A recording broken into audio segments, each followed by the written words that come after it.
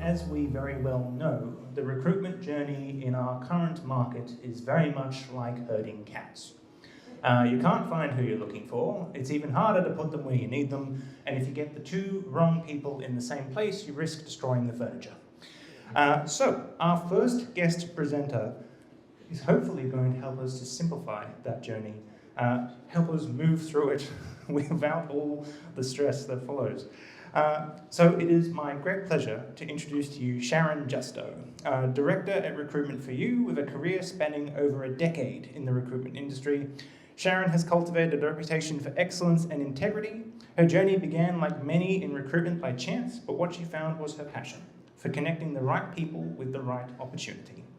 Sharon works across industries with a focus on sales and operational roles, driven by a commitment to professionalism, ethical recruitment practices, which has seen Sharon and her business become a trusted partner in talent acquisition. Her dedication to the unique needs of both clients and candidates sets her apart, enabling her to deliver tailored solutions, driving success for all parties. Please give Sharon a warm welcome as we thank Sharon for sharing her recruitment knowledge. Thank you, Ross, for the lovely introduction. With 20 years in recruitment, guys, I love what I do. I enjoy what I do. I find that the industry changes so much that it requires me to pivot and always be on my toes. I should have been a basketball player. I would have been an NBA star, I tell you. Today, I want to walk through some of the areas of recruitment. Let me just get there. Some of the areas of recruitment that I think can affect your bottom line and have the biggest impact to your business.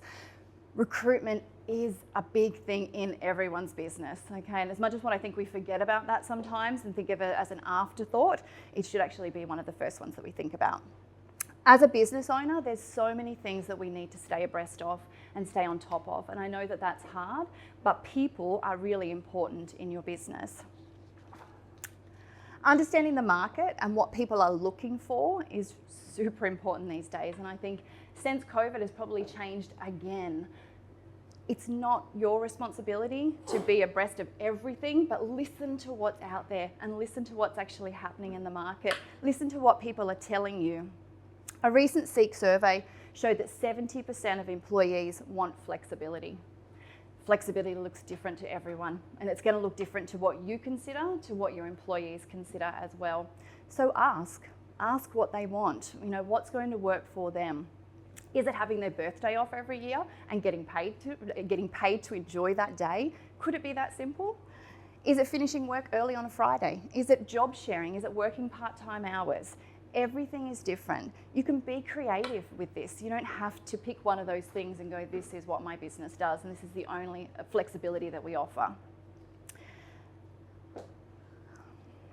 Targeting our local community to keep people here is obviously going to stop people from travelling. Nobody wants to travel an hour to get to work. Though mind you, it took me like 45 minutes to get from Redland Bay to here this morning, so I'm not sure about that at the moment. But what you get though is local people enjoying that flexibility of being able to go home at a reasonable time, cook dinner for their family versus walking in the door at 7 o'clock at night. Okay, so it's another consideration to keep in mind. Keeping people local, like we were just talking about, also allows you to have potentially really skilled people local that don't want to travel into the city. So looking at what they can actually offer to your business, just keep in mind that nobody wants to wear multiple hats forever, okay? So if you're going to take the advantages of someone coming that may be over-skilled for your role, what else can they do? How can your job benefit their career at the same time? What do your employees look for? Flexibility and a supporting environment is what people want to see these days. We can't always compete with salaries, so what are some of the other things that we can actually do? Sorry, in my slideshow, I didn't have the rainbow anymore. Look at my rainbow, sorry. We can't always compete with the salaries. So what else can you offer as a perk to your business that's not money or a salary related figure? Could you offer someone a gym membership? Sure. Is a gym membership what you all want? Like, do you want to go to the gym? Are you going to use a gym membership? Would a cleaner be better for you to come to your house once a fortnight, once a month? That makes you different. But that makes you different. That makes you memorable. What do you want? You know, what do your employees want? Ask the question. On top of that, it also helps support a local business as well if you're actually incorporating that into your business. The other side is just to consider maybe a travel voucher or something like that, or helping with a fuel cost. Talk to your accountant though in regards to some of these things. Some of them are a great tax write-off for you, but you need to understand what you can use against the business and what you can't. Does anyone offer a unique perk within their business? None of you are exciting? Okay. I do 3 monthly. I grab all my staff and we do go to a local cafe, beautiful outdoor area, Yep. and have like a morning tea lunch. Perfect. And just catch up with each other. Perfect. We used to, whenever I would interview someone to come and work with us, we used to go through their profile and we create a little profile on them. What's your favourite colour? What's your favourite store? You know, where do you like to shop? So when I could actually do a voucher or something for them, it was for them. It wasn't for me. Like, it was something that they liked. So, you know, did I know her favourite flowers? You know, did I know where her favourite clothes were from? You know, like, could I get a voucher, you know, at that shop? Could I have her flowers delivered on a day that didn't mean anything but a form of appreciation? So sometimes doing things for that reason that aren't for anyone else, but just to show I see you, you know, means so much to people. Professional and personal development is also another really great way. So professional development can obviously help your business, okay, and benefit you, as well as offer succession within the business as well. How about personal development though? How about saying to someone, I love that you love doing your nails all the time and they look really cool. How about I send you on a little nail course? Wow, you don't have to do that. Like, you know, something so little, and it doesn't have to be a big ticket item. It just could be something that you've noticed that they're passionate about, okay? Again, they feel seen. It's so different. I've got a client that I work with at the moment, and this is, I suppose, part of being seen and being heard, is that client is going through a really tough time at the moment. The business is slow, they're suffering, they're a small to medium packaging business.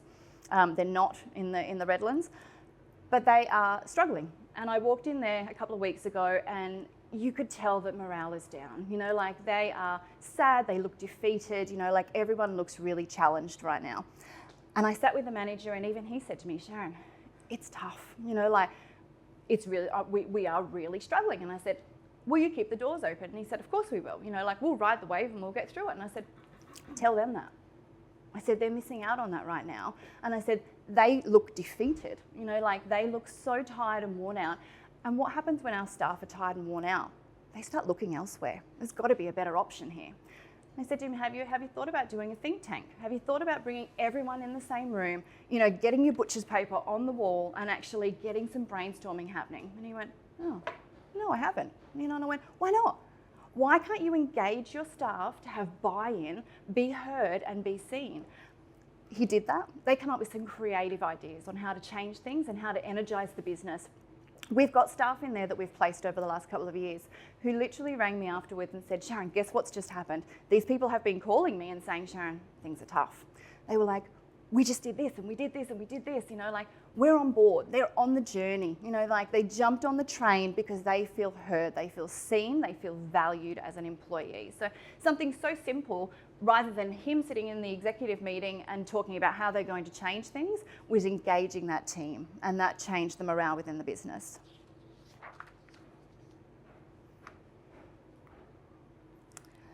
Sometimes creating the perfect profile of what we want is designing that unicorn that we've hunted for that we now can never find. And you keep looking and looking and looking and wonder why you can never find it. Sometimes it's worth changing things around a little bit and working out how or what it is that you actually need in that person.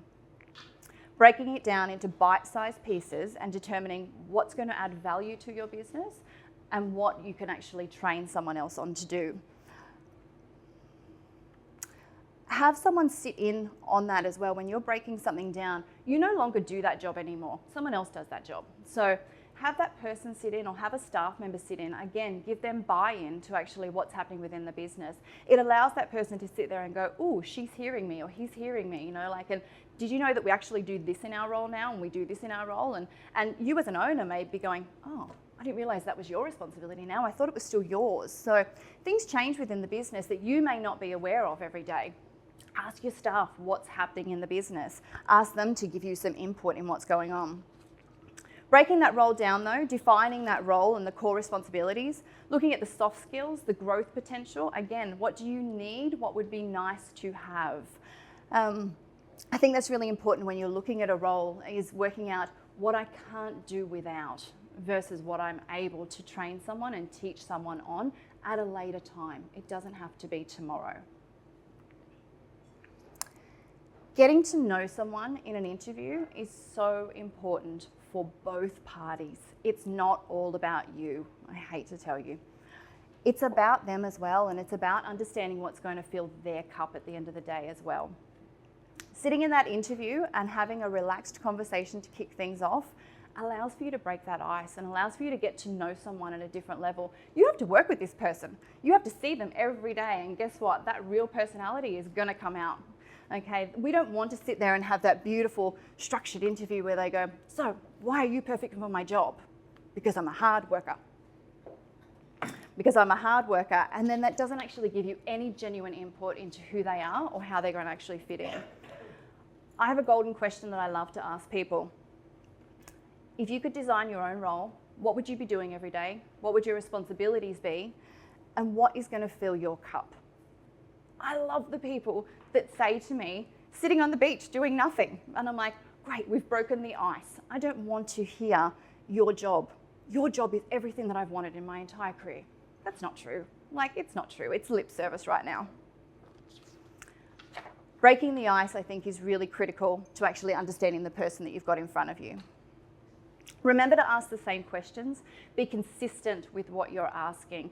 You can't benchmark one against the other unless you've actually got something to benchmark against. So having a really good, consistent approach to your interview, getting to know you and having that small talk is always going to be different, okay? But you may now like the person because you got along with them and built a rapport versus them actually having the capability to be able to do the job.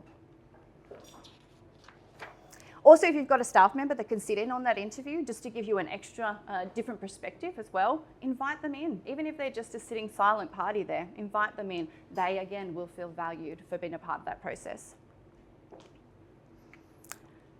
How many times have you seen a Facebook post of a cake maker? I'm looking for a cake, I need a cake, you know, like you'll comment, you know, I've had this cake made by blah, blah, you know, someone else has commented to say, I've seen this, you know.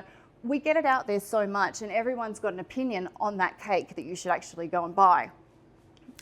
Your business is absolutely no different. Being seen is so important. Get yourself out there. Putting yourself on social media and just being seen on an everyday perspective is so important as well. It doesn't all have to be business. It can be a personal post. It can be what you and your dog did on the weekend. You know, like you're now a real person, okay? And now I can relate to you in a different way. Social media is a big beast. I would also say schedule as much as what you can and keep the real fun stuff for the week or the day that you're actually doing it. What sets your business apart? It's you. Ask yourself though, why are you in business? Why do you stay in business? Why are you passionate about what you do every single day? Everyone's story is going to be different. Everyone's story is going to be unique. But we need to know that story. And if you can share that with people, people see you in a different light. It's not just all about your business. To be seen is to be real. And I know it's so cliche to say that, but when I talk about my why and why I do what I do, I think about how I took the leap of faith to start my own business. I did it during COVID. I split up with my business partner a month before I was about to give birth. We'd gone through an IVF journey a year before that, just as COVID had kicked in. I wanted to break the stigma of recruiters having such a bad reputation in the market.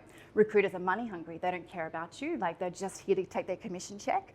I wanted it to be real. I wanted to be personable. I wanted to get to know someone's business and take a different approach. I wanted to break the stigma of what was going on. And that's why I went into business. Now that makes me real. I'm relatable. There's something out of that story that you go, oh wow, I didn't know that, you know. And I think that's what you've got to be able to find, your why and a relatability to what you do. Flooding the market and to be seen is so, again, so relevant to what you do. It doesn't matter what industry you're in, you need to be able to be seen. Having a look at your local job boards, asking your staff for referrals, leveraging community outreach. There are so many different ways to tell people that you're fabulous. But if you're going to do it, be consistent when you're doing it. It doesn't just mean you have to post a job, okay? Just to be seen will be heard. One thing that I will say with that is that when we're communicating, when candidates apply for a job or they comment on your post, respond. Just respond. It takes you 2 seconds to give a smiley face, give a thanks. You know, you want people to turn up to a job interview when they book in a time with you. They also want simple respect as well. And sometimes even just sending them a little rejection is all that they need to go, I was seen. Thank you. You know, thank you for at least rejecting me. You know, keeping that in mind when you are building a passive pipeline and you're looking at all your digital media, you're building a passive pipeline of candidates. That candidate experience is so critical to what they do and how they see you down the track. So they will continue to talk about you to kind of go, oh, I heard back from them, you know, like I didn't get the job, you know, great, now that your name just got mentioned again. Not in a bad way, not because I didn't get the job, but I at least heard back from them. And all those hundreds of other jobs that they've applied for, they didn't hear back, okay? It's radio silence. 35% of candidates in the market are looking for jobs, and that's 10% more than what was there last year, okay? There's 15% of them that are talking to friends and family that won't do anything about it, okay? And then there's the other 50% that are sitting there happy in their jobs, not necessarily looking, or maybe unhappy and not necessarily looking. That's where your recruiter comes in. So 65% of candidates out there are the ones that you want your recruiter to be talking to and building a passive pipeline of talent for you. The amount of conversations that I have with people and find out that they love their job, but. Now, if it's a money-driven scenario, great, we need to know that. But if your role isn't paying what they pay, it's not the right fit in the first place. So it's understanding what those candidates want and what is going to work for your business as well. I'm not going to sell them a story about your business without understanding what they want first, because what they want is important. I think my next business will be a matchmaking business. I'm pretty good at, you know, putting the things together. But I think you've got to understand it's got to fill their cup as well as your cup. Finding that recruiter that's actually going to spend the time to get to know your business, understand you, your role, your values. If your recruiter is someone that just says, throw me a position description and I'll send you some resumes, it's a flinging match, you know, and you're not going to get anywhere. Or sure, you might land a candidate eventually, they'll stay for a little bit and then they'll leave. The time that it takes you to actually fill a role isn't worth the money that you're investing if they're not going to stay.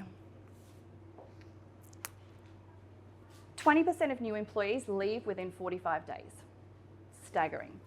Really terrible. Des is going to talk to you about how to onboard properly, but 45 days is not a long time. The money that you've invested in that hire, the time that you've spent in that hire, the time that's taken away from your role to now look after that hire while they're there, on average, around about $20,000. You know, that in that 45 days that you're going to invest in that person, for them not to last is not where you want to go.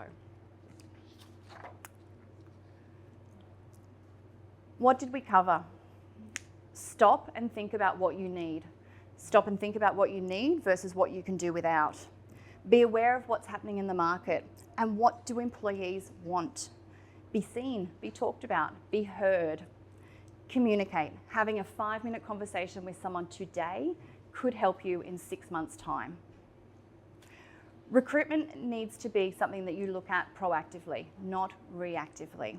You sit there and you do your budgets, you do your strategies, you know, you work on your sales pipeline. Recruitment is exactly the same thing. Working on that pipeline of talent that's going to come into your business, taking the time to build that, file them away for a day that actually suits. That person that you made an impact on, whether you rejected them or not, may know someone who wants to work for your business at the time that's right for you. I'm out of time, so you can't get to ask me any questions now. Sorry, yes, we are doing a panel chat at the end of it, so feel free to save your questions for then. If you do want to sit down and have a coffee one day, I'm happy to sit there and answer any questions. I could talk about recruitment until the cows come home. It's something that I am passionate about. It's something that I enjoy offering a different solution for. Just because it always has to be done A, B, and C doesn't mean to say A, B, and C works for you or fits your business model at the moment. So coming up with a different solution is sometimes what you want to see there as well.